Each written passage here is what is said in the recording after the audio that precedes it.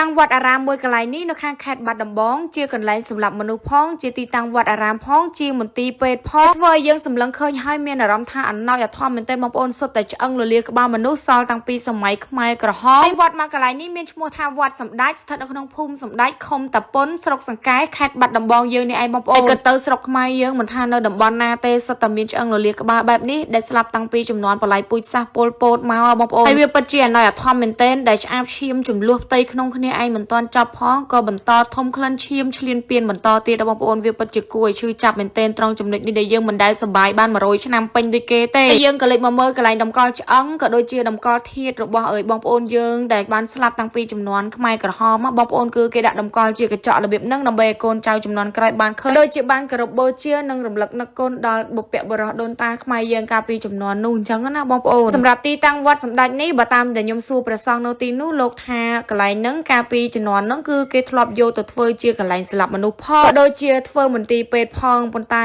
ប្រវត្តិទាំងអស់ហ្នឹងគឺអត់ទាន់ជាក់លាក់ច្បាស់100%ទេបងប្អូនហើយចំណែកឆ្អឹងលលាក្បាលនៅក្នុងហ្នឹងមានចំនួនប្រមាណឲ្យប្រកាសក៏ព្រះសង្ឃលោកអត់ទាន់ច្បាស់ដែរតាមដែលខ្ញុំសង្កេតមើលហើយខ្ញុំគិតថាបើសិនជាគេយកទៅធ្វើមន្ទីរពេទ្យអាចប្រហែលជាអ្នកជំងឺស្លាប់ចឹងទៅពេទ្យនៅទីនោះគេស្លាប់នៅតែនឹងកប់នៅតែនឹងអញ្ចឹងណាបងប្អូនធ្វើឲ្យមនុស្សចំនួននេះពេលដែលកាយដីកសាងអ្វីមួយទៅក៏បានឃើញឆ្អឹងដងកបិតឆ្អឹងដៃឆ្អឹងលលាក្បាលឆ្អឹងធ្មេញអីគ្រប់យ៉ាងយកមកតម្កល់ទុករបៀបនេះដើម្បីគោរពបូជាហើយសម្រាប់សភាពឆ្អឹងលលាក្បាលក៏ដោយបងប្អូនគឺភាគច្រើននៅល្អបាក់បែកមានតែបន្តិចបន្តួចដែរទេបើតាមដែលសន្លឹងមើលទៅការដាក់តាំងឆ្អឹងលលាក្បាលបែបនេះខ្ញុំធ្លាប់តែឃើញនៅមជ្ឈមណ្ឌលបល័យពូជសាសពលពតនៅខាងរាជធានីភ្នំពេញបងប្អូនបន្តដែលដឹងថានៅខាងបាត់ដំបងមានរបៀបនឹងដែរទេហើយក៏សង្ឃឹមថារឿងដ៏ឈឺចាប់មួយនេះរឿងដែលបែកបាក់សាមគ្គីផ្ទៃក្នុងមួយនេះកូនខ្មែរយើងនឹងបានចងចាំទុកដើម្បីអភិវឌ្ឍប្រទេសមិនឲ្យមានបញ្ហារបៀបនឹងទៀតតែអ្វីដែលកូនខ្មែរយើងទាំងអស់នៅតែបន្តពិបាកចិត្តនិងបន្តចងចាំនិងបន្តពហិការគឺការឈ្លានពានពីប្រទេសជិតខាងដដែលបងប្អូននិយាយទៅគេគុំគួនឈ្លានពានយើងពី